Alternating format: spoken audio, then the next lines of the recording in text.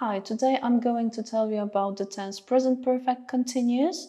So this is another present perfect tense which we are going to deal with.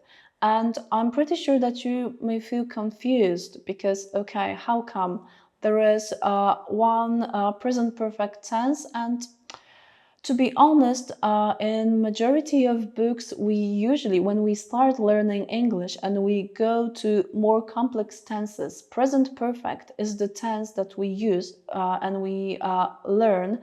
And this is the present perfect simple tense, the tense that I told you about in my previous movie.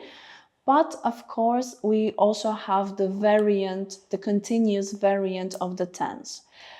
This tense we used mostly for the situations that started in the past and continue till now. For example, I've been trying to pass my driving test for 5 years.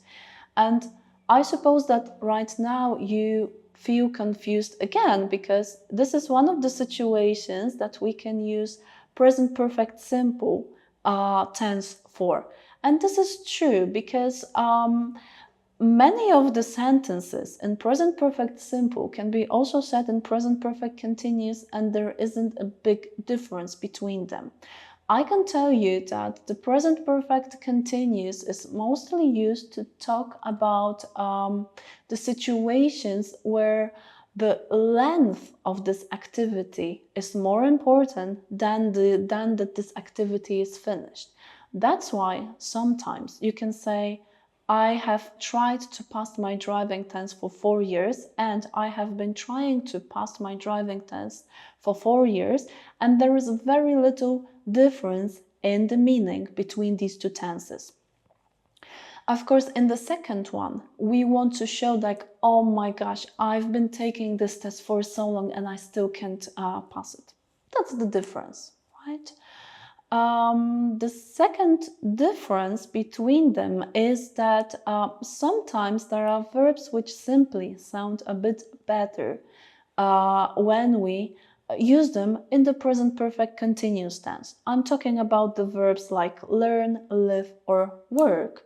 Because of course you can say, I've worked for this company for 5 years, but you want to say it's been taking such long time, 5 years. So I've been working for this company for 5 years.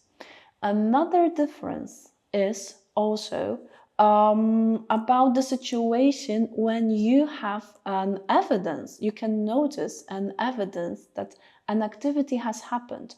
Imagine a situation. You are entering your house and you can smell a fried onion. And you come to your flatmate, for example, and you say, oh my gosh, what's the smell? And the flatmate is answering, I've been cooking, right? Or another situation, you can see your friend who is red in the face and you ask, what is happening to you? And she replies, I've been running. From my examples, you can notice how to make this tense because it's not very hard to make a sentence in present perfect continuous. You have to remember that to make a verb phrase this time you need 3 elements. First of all, this is the auxiliary verb, which is again have or has. The rules of choosing the auxiliary verb are the same. The next element is the verb be, but in the form been. And the third element is the verb with the ing ending. So I have been doing, she has been doing.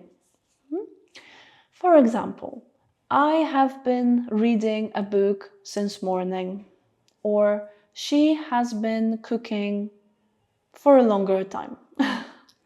To make a question, again, you use inversion. So you take the have and the has from behind the person, from behind the subject, and you put it as the first thing in your question. For example, have I been reading a book?